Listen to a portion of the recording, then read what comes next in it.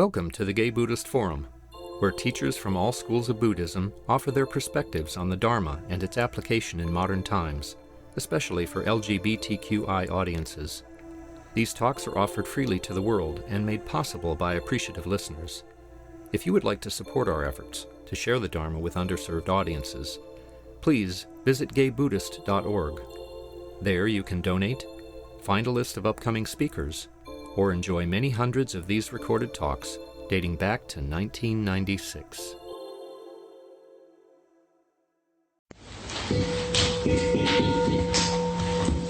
Welcome back. Before I go around and say our names, I just want to give another shout out to these beautiful flowers. I came in to set up this morning, they were here, and they look like they're from someone's garden as opposed to store-bought, so it's really a sweet thing to walk into today. And I'm George, Grisha, Prasada Chitta, Alex, Nice. I'm Greg. My name is Henry. Bill. David, Jim, Jerry. Stephen. Steve, Matthew, I'm George, Alan, My name is Cass. Connors, I'm Richard. Daniel, Jim. Michael. welcome, and welcome everyone online. I see Christian and Tom and Kimberly and Frisco and Tom Bruin and John E. and Tyler and Joe and Daniel, Bob. I think that's it. I'm Samuel. And Titus, yes. Nice to see you all. Our speaker today is J.D. Doyle. J.D. Doyle serves as a core teacher at the East Day Meditation Center and has served as a board member and was the co-founder of the LGBTQ meditation group. J.D. graduated from Spirit Rock Meditation Center teacher training program and was in the dedicated practitioner program and the community Dharma leader program. J.D. has practiced Buddhism since 1995 in the U.S., Thailand, and Burma. Welcome back, J.D. thank you. Oh, it's always lovely to be here. There's a certain level of deep appreciation for your practice and the continuity of this group, really over time and through so much, just to know that that is what our practice can bring us. I wanted to bring into the space my lineage as a Dharma teacher. My dear mentor, teacher, first teacher, Eric Kolbig, passed away in July. And we had a memorial just about a month ago. And Larry Yang said something that I've just really treasured since that memorial. And apparently there was some strife. Can you imagine that in Dharma communities? And Eric said to Larry, he was like, well, don't you know we are part of this lineage of feather rufflers? So I was really loving this term of feather ruffler and really kind of just thinking about myself and my practice and this queer lineage of Eric and then Arena Weissman and then Larry Yang of being my really dear Dharma teachers. I'm just feeling such gratitude for having these queer spaces for us to practice in, so that when we see clearly, when we see the Dharma, we can bring in the beauty of the whole of who we are. So I wasn't actually going to talk about feather ruffling today, but I'm just acknowledging this lineage, which goes back 2,600 years to Asia and Southeast Asia, and countless beings, countless people, just like ourselves, have gathered together to practice, through time and space and geography, and somehow or other traveling, from where the Buddha was born in present-day Nepal, all the way through India, China, Korea, Southeast Asia, Japan, finding now here we are. It's pretty remarkable. And so thank you each for your practice. Thank you for showing up. Really appreciate it. And I woke up this morning and this quote came to mind, and so I looked it up because it was interesting that I arose with this in my mind. It's from the book Braiding Sweetgrass, which is by Robin Wall Kimmerer, who is a scientist and also an indigenous person. So she writes, "Even a wounded world holds us, giving us moments." Oh, first it starts off, "Even a wounded world is feeding us." That's what I woke up with. Even a wounded world is feeding us. Even a wounded world holds us, giving us moments of wonder and joy. I choose joy over despair, not because I have my head in the sand, but because joy is what the earth gives me daily, and I must return the gift. Even a wounded world is feeding us. Even a wounded world holds us, giving us moments of wonder and joy. Even, too, when we are wounded, we are holding each other. So even in our imperfections, we are there. And so I wanted to talk about this today, and I wanted to talk about it from this place of overwhelm. Because I don't really know how to operate anymore in the world. It feels like the teachings are so wise and ever present, and yet humans in particular are finding more and more ways to cause violence and harm to each other. It just feels like the dial, just keeps getting turned up. It just keeps getting turned up. There's no end to harm, that we see, and the capacity to see it so quickly and so globally, And yet, if we can remember also at the same time that even a wounded world is feeding us. There is this harm, and there's this barrage of all of the violence and the atrocities. And yet, the sun rises in the morning. Our world is this wonder of amazement. And it's not to deny our response in this heart of the world that we also are a part of, but also to remember this sense of balance. And so those of you who may be familiar, and all of you who've been here for a while, practice for a while, know about the brahmaviharas, these heavenly dwelling places, the heart practices. And so that's what I wanted to bring in today, and particularly through the lens of compassion, although all of them you cannot take apart from each other. The four of them are loving kindness or friendliness or kindness or care, this practice of metta, of how our hearts can really lean into this place of beauty and love. And then the other one, when our hearts feel this woundedness, when they feel this world that is broken, that is messy, that is fragmented, that is falling apart, the heart responds with this compassionate heart, this compassionate response. It's moved. We are part of this world.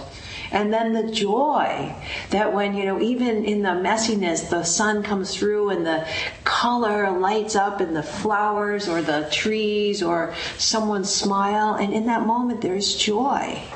There is joy. And then in the midst of it all, we are still here. There is a resilience. There's a balance. There's this practice where the earth is holding us. We are grounded on the earth. And so these four practices are so vital for our times.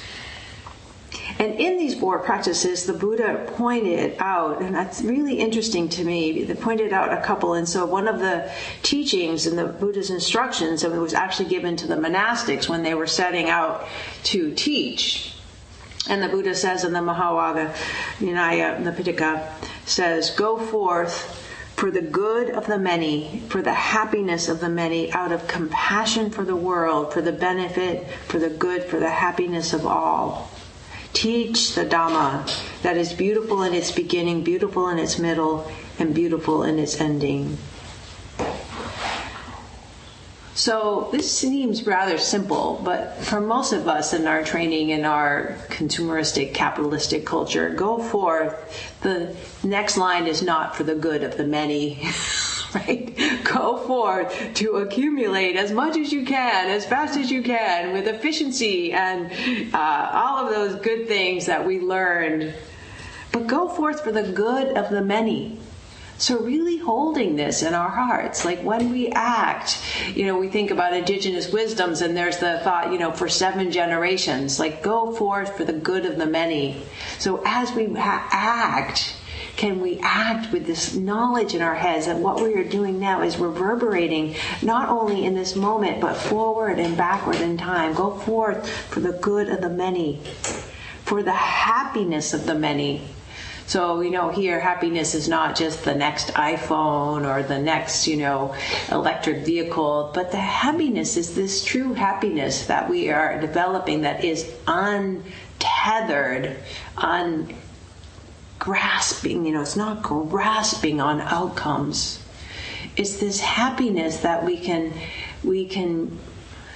have in this way that having is even the possible world, that it emerges from our relational field of being with ourselves and each other, for the happiness of many, out of compassion for the world.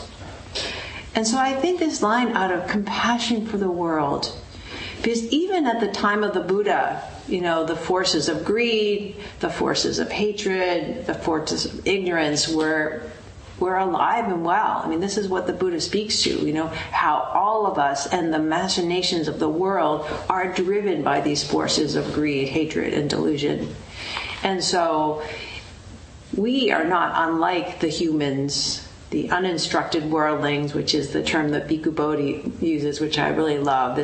We too are these uninstructed worldlings, kind of using these instructions of the Buddha. Like, how do we deal with these machinations of the world where people are acting out of their own greed, acting out of hatred, acting out of delusion? And even in our own hearts and mind, we act that way. We are not exempt.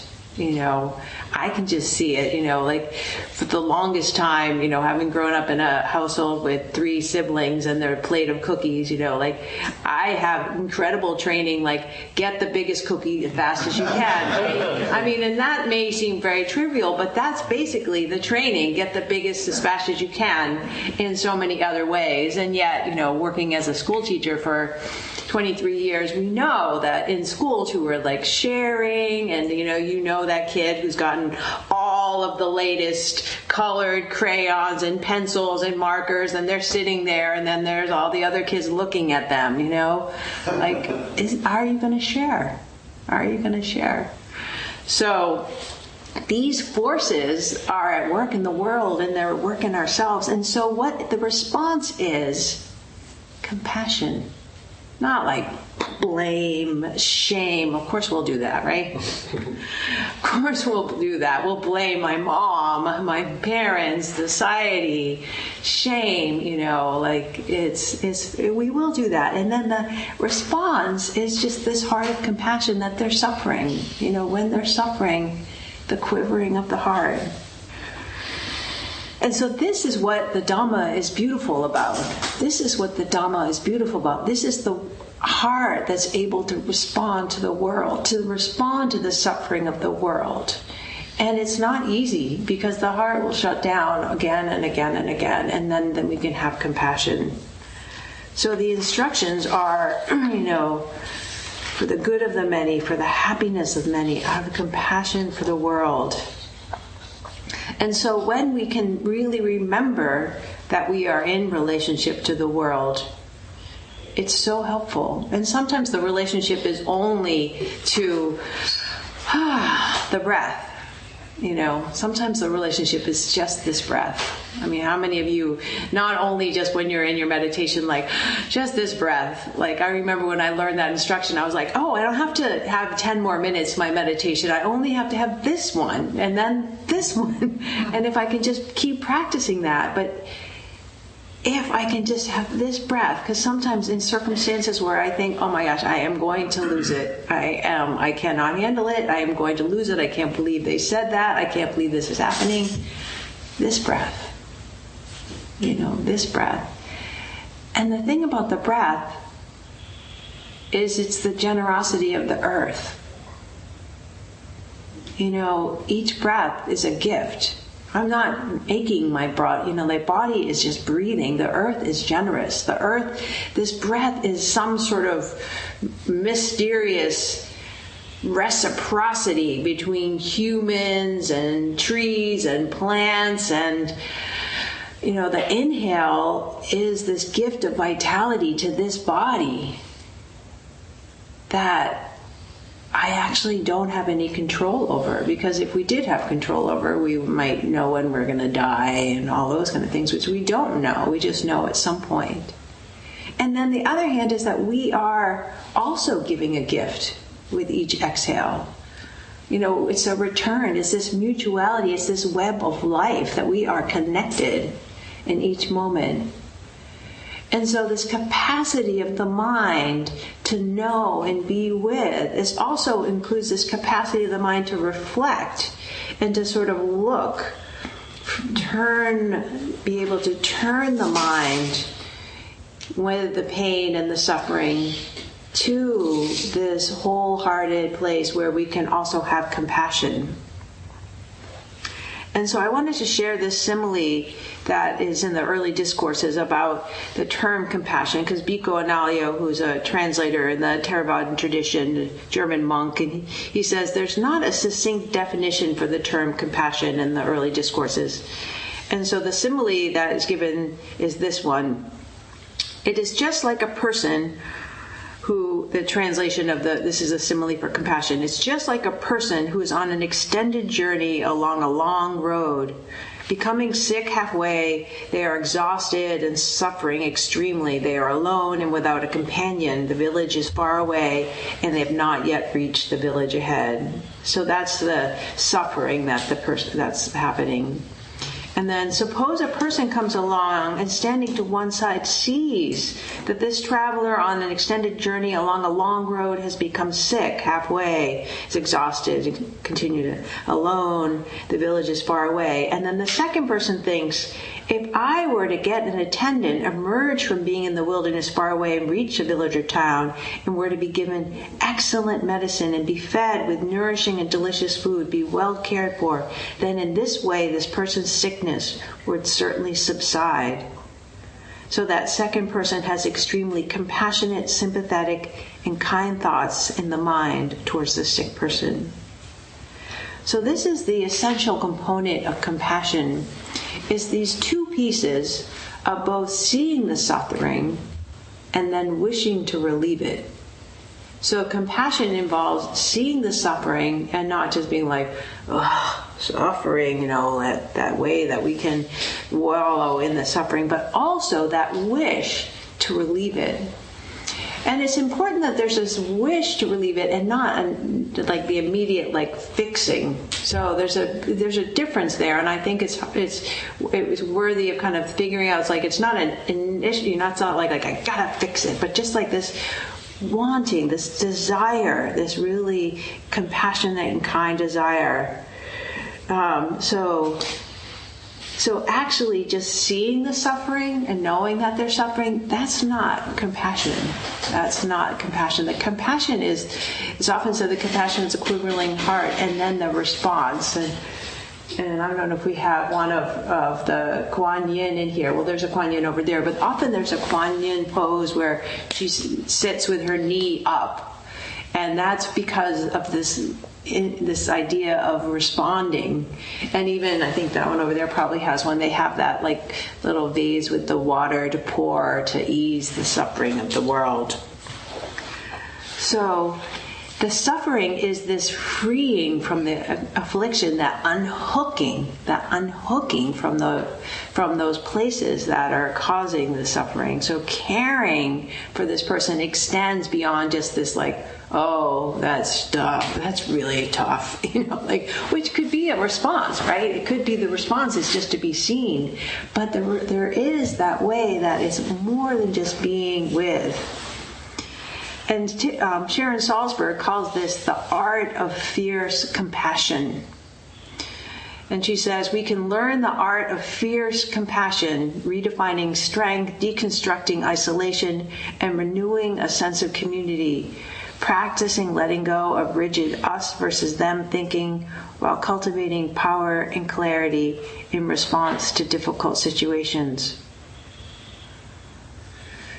And so this is where this place of compassion is in the relational field, and that this strength of witnessing and then having the inclination to respond is this redefining of strength.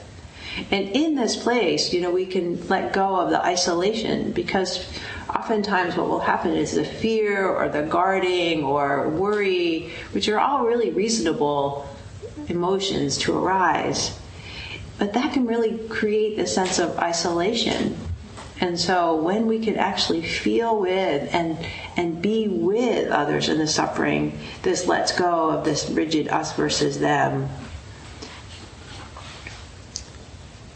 And so we can think of this as this sense of fierce compassion, because it's not easy. It's really not easy. And like I said, I don't know. I really kind of get so worried for the world right now. I just worry for us. And, I've been practicing for almost 30 years, and I'm like, oh my gosh, I know these practices are great and they're transformational, and I'm worried for the world. And so that's where I really lean into this places of the heart and know that it's not easy to have this commitment to really be with our values and be with this remembering that there isn't a place that's a way. There isn't a way that I can extract myself from the world and find that place to land, I'm just going to be over here and the world's falling apart, and then here's my little corner, and we do create those corners of sanity with our friends and our loved ones and everything, but we also know that we are intimately connected. Thich Nhat Hanh coined that beautiful phrase for this sense of interbeing, that we inter-are, that we are no other, we are inseparable. And in the Buddhist terminology, the term is anatta, not self, that there is no self. There is no permanent, enduring person that you can kind of put over there in that place. So, for example, like the breath that I mentioned, when is the breath mine? And we all know, that when the fires came, and they will come again, the breath, we were very clear that the breath, the air around us, was impacting us. And so this insight into interbeing is the foundation. Thich Nhat Hanh says this is why the insight of interbeing is the foundation of any kind of action that can bring peace and help remove violence and despair. And so if we remember this place of this relational field of compassion is part of this interbeing, that we have this field is because we are so connected to each other. And so one of the things that I want to bring in that happens in this field of compassion is this place of overwhelm. And a lot of times the place of overwhelm comes because of trauma that we've experienced in the world. That we have all been wounded, as we were saying earlier, the earth has been wounded, as of ourselves. And so when we experience that disassociation or the freeze, blight, bond, all that flooding, the emotions, the place that compassion can go is right home here. that we too, we need the attention at that point. We need to bring the compassion right here. And so many of you have read the work of Bessel van der Kolk, who wrote the book, The Body Keeps the Score, Brain, Mind, and Body and the Healing of Trauma. And he says, traumatized people chronically feel unsafe inside their bodies. Traumatized people chronically feel unsafe inside their bodies. And so I know that a lot of us, queer, felt this, not safe. And there's a lot of rhetoric right now that continues that. And so not feeling safe. And he says, the past is alive in the form of gnawing interior discomfort. The bodies are constantly bombarded by visceral warning signs. In an attempt to control these processes, they often become expert at ignoring their gut feelings and a numbing awareness of what is played out inside. They learn to hide from themselves. So this is where this place of self-compassion, and I have found this to be true for myself, is that the trauma is just so much that I can no longer feel. I can no longer be at home here. And then if I can't feel here, then when something happens outside of me, I can't feel that either, because all it is like adding the straw that broke the camel's back, and I'm just collapsing into my trauma. This has been, something that I was really familiar with in my younger years, and really have found that the practice of mindfulness coupled with compassion and kindness has been so transformative to coming home here, coming home even when it's uncomfortable, even when it's hard, but coming home. And even the phrases that I've used over and over again for compassion about I care about my pain. Just a reminder that, the world hasn't seemed to care, but I actually care. I care. I'm going to pause and remember that this is hard. That is hard. And so this can really even break that cycle of numbing, the cycle of numbing. And so oftentimes we think that we're going to break the cycle and then it's going to be like just add water and stir, and this culture, it's going to be fast. We're done. Okay, now I'm healed. I know a lot of us know that's not true, that we've been through this a lot. And so I just want to say that these processes are, like we often say, it's the gradual path. We head in that direction to work with our hearts, to develop compassion, to water these seeds, to remember to turn towards this heart, mind, body. And it's not quick. Another wonderful trauma specialist, Resmaa Menakem, who wrote My Grandmother's Hands, he says, in today's America, we tend to think of healing as something binary. Either we're broken or we're healed from that brokenness. But that's not how healing operates. And it's almost never how human growth works. More often, healing and growth take place on a continuum with innumerable points between utter brokenness and total health. So it's not that we're broken or we're healed. And in fact, all of us probably have places that we're kind of broken over here or more healed over here. There's a little bit in between here. It's still mushy over here, all of that. And so that's part of being in this relational field and in these sanghas where we can support each other, because then we don't actually have to have it all. That we have someone over here who supports us, someone over here, and we're helping out in the ways that we can. And so this is the practice of the internal and the external. And when we bring our mindfulness, we are in this relational field where we're relating internally here and we're relating externally to each other. A wounded world is feeding us. We are helping each other even in all of this. So that's where this practice of joy that I started off with as well, which is part of these brahmaviharas, part of these heart practices. And Raman Wall Kimmer says, even a wounded world holds us, giving up moments of wonder and joy. I choose joy over despair, not because I have my head in the sand, but because joy is what the earth gives me daily, and I must return the gift. And so this practice of mudita, which is the translation for the Pali word, that's actually many translations. It's like appreciative joy, altruistic joy, sympathetic joy. But this is this relational joy that's not transactional. It's not like I'm going to give you this and then it's just like this joy that emerges from, for me, a lot of it is in regards to nature.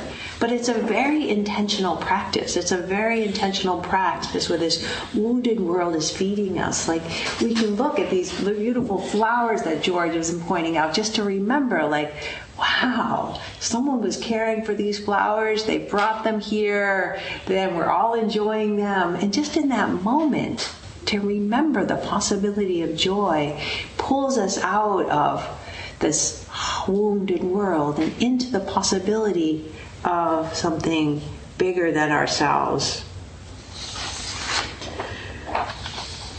So we can remember, this sense that it doesn't have to be a big thing. It doesn't have to be an us versus them.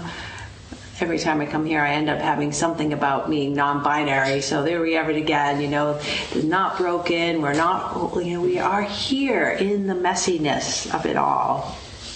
We're here for the good of the many, for the happiness of the many, compassion for the world. And so we are learning to be with, and just a simple turning towards, coming home to ourselves, to this messy human life that we have. And there aren't really any answers, because the present moment is always unfolding. So when we're looking for something to be the solution, this is the best we got in this moment. This is it.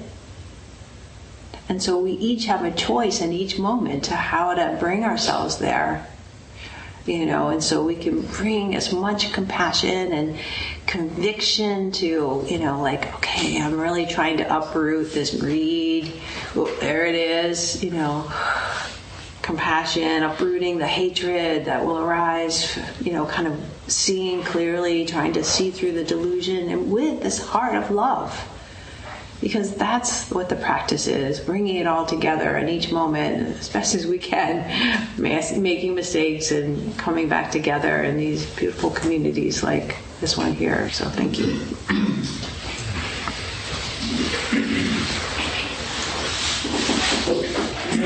have a little bit of time. Do you want to ask any questions? So we have time for questions, reflections. Okay, please. I guess, thank you for a beautiful talk. I really appreciate it, and it's giving me a lot to think about. And one of the things that I'm thinking about is the space between, when encountering suffering, expressing compassion or empathy, and the space of wanting to fix it, wanting to be, take care of things. And I think you pointed to the space between those two places. And I guess I have trouble with finding that space and being in that space, and not knowing what to offer in that space that's of use to anybody else. Yeah. I think that is kind of the crux of our practice is this non-reactivity. And so because our reactivity is full of all of our conditions, and so the conditions of fixing, and who, like for example for me as a white-bodied person being schooled in, kind of like, if I fix it from there, then I have the right idea, if I have that, and we know where that leads, right? So I think that really is this place of non-reactivity. And that's where I kind of think that it's wanting to get it right. That's the thing that comes in, right? The wanting to get it right. And so that is actually a really beautiful place to offer compassion, because the world is broken. I mean, the world is broken. We systems have overtaxed our planet. We know that. we can see the destruction that continues on these paths. And so given that brokenness, just to be in that question of how do I respond, and then we try. A response arises, and we, that beautiful pause that we have when we see the reactivity, like wanting to fix it, sometimes wanting to make it go away, is underneath that. Like, I really want to fix this, but I'm really trying to, not you necessarily, but myself. It's like, if I just, and so I think it's just the small things. It's really the small relational field that we're in. Like, we each have communities that we're a part of, and I know you are a number of communities where you're engaged in the world and supporting people. So, it's, you know what I mean? It's we're not going to, in our action, make greed go away. It's a force in the world. We're not going to, but we still do it. We still choose something, and we try to create that place of beauty from that place of non-reactivity, from that place of kindness and love. So, yeah. It's messy, that's all I'm going to say. Messy. Yeah. Please. I found outside of my door this week a dead person. And so I went through all of this stuff. And I started getting angry first at the cops because I thought the person was still alive and they were moving them. And then I just realized, I just said, you're not helping, to myself, just do what you can. And I waited with the body for the medical examiner. I rang the priest's doorbell. Of course, they didn't work home.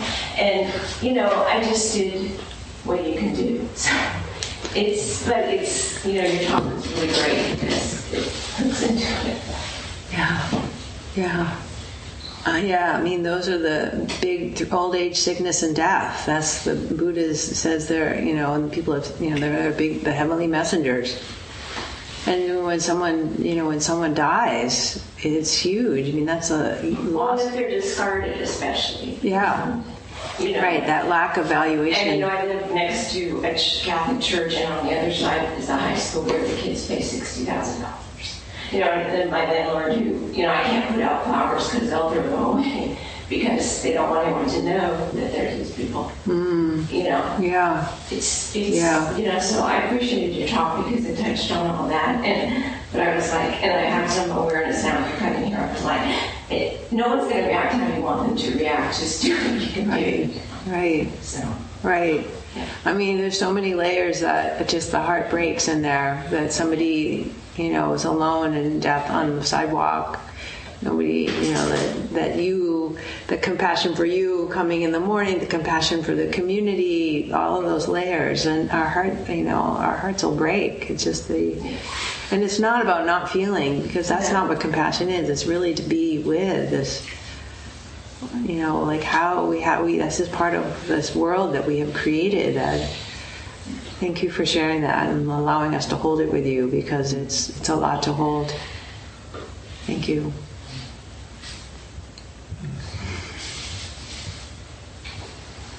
Please. Yeah, thank you for a wonderful talk, and so timely.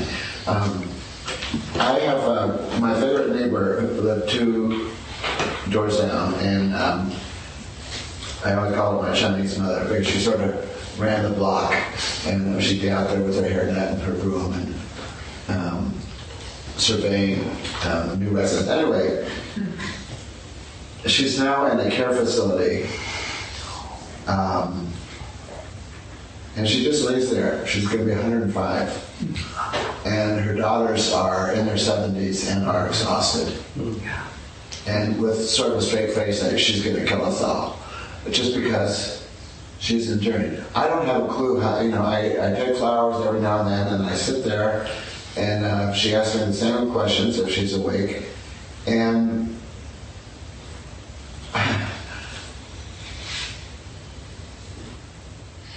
my impulse is to say, no, but this is how to die. This is what you do, But she,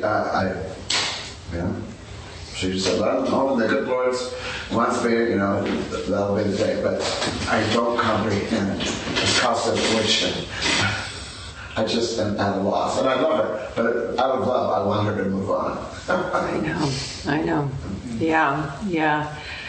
Yeah, I mean, these are pointing to all these places where, we can create this web of care in our communities in the way that we do. And my teacher, Larry Yang, was a huge teacher for me around, his mom. And he throughout the 4 years of teacher training, his mom was moved to very many different places, and her understanding of the world declined, and all of that. And so he would, she would call a lot, but he would get up in the middle of things and be like, I have to, my mom's called 10 times and now I need to answer this, and, talk to his mom. And so my mom is 93 and has a good degree of lucidity, but we have almost the same conversation. We have, I'd say, the variation of the same conversation almost every day, even though she cared, so there's new things happening, but, and so because of Larry's commitment to his mom, when my mom needed increased care, and I don't live near her, she's in Massachusetts, I made this, told my siblings that I would call my mom every day to help her with the medicine in the evenings. And it's really been quite extraordinary, because sometimes it's really, really challenging, and she can be really depressed and be like, I just want to be sitting in the broom closet. I don't have any meaning to live. I think it's pretty funny that she's a retired kindergarten teacher, that when they used to have broom closets, So she's like, when I'm like, no one has a broom closet anymore, Mom, but, she sometimes is so depressed that she's just like, I don't have any reason why. We're all in God's waiting room, and which is true. I mean, we are all in God's waiting room in that way. And yet it's actually brought me a lot of joy to call her every day. And I'm really surprised by that, because she's a very critical person generally. And yet having this touchstone every day.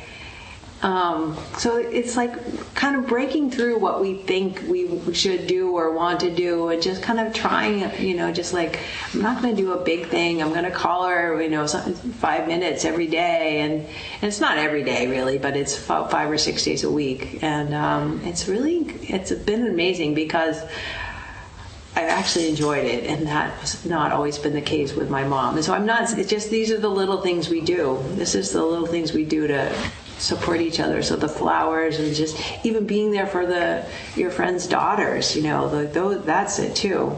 Yeah. That's part of it. Yeah. That's part of it. So yeah. So thank you. Thank you, J.D. All right. Announcements. Do we have any announcements? Do we have those? Can I make an announcement? I'm sure you're already busy, but I am teaching the LGBTQIA retreat at Spirit Rock, and it happens to fall on the week of the election. So if you are all looking for a little respite and you want to kind of get yourself grounded and then have this understanding of results in community before you're released to the world, please come join at Spirit Rock. It's from the 3rd through the 8th. So it's coming up quickly, but if you are interested in that thing, you can ask me or just check on the website for Spirit Rock. Thank you. Yes, so please stay and enjoy the company of the Sangha. There are cookies and mandarin oranges out there. If you have tea, please put your cup in the sink and I will deal with it. I'll be standing at Donna Bowl. We request or encourage donations between $10 and $20. Helps meet our expenses, including an honorarium for the Dharma speakers, rent on this beautiful center, our quarterly newsletter mailed out to people in prison. It subsidizes our retreats, and recently we gave a very generous donation to the East Bay Meditation Center. They're having a big fundraiser, and so we do support other groups. And there's a newcomer sign-up sheet on the cadenza if you'd like to be on our mailing list and part of the Google groups. And some members go out to lunch. They usually meet by the bar. You're more than welcome to join. Thank you. I'd like to make an addendum to last week's all-volunteer appreciation day. And that was one of the people that should have been acknowledged and wasn't, is Stephen Teeple, who handles audio every week and makes sure that we have the audio available for our wizard, our audio wizard George, to make available to the world through our podcasts. And I'd also like to mention that you mentioned Eric Kolvig. George discovered the very first talk that we have recorded for this Sangha is a talk that Eric gave in 1995, and it's now online in our podcast. So it's a fantastic talk, and I really recommend anybody to listen to. Thank you. The topic is gay sexuality and Dharma.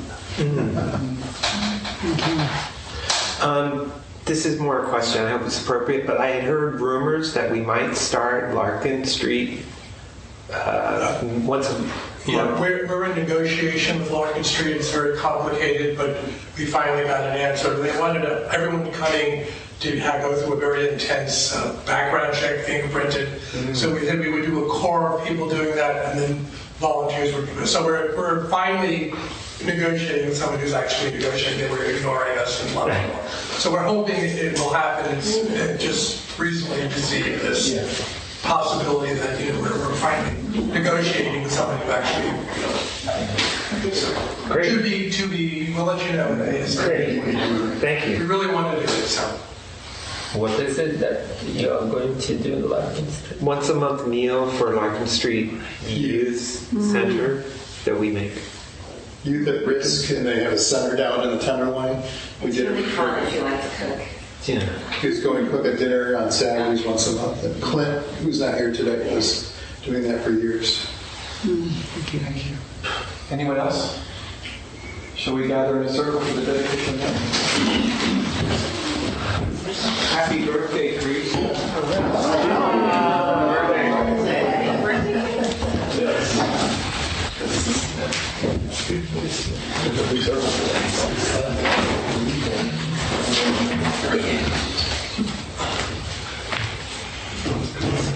By the power and truth of this practice, may all beings have happiness and the causes of happiness.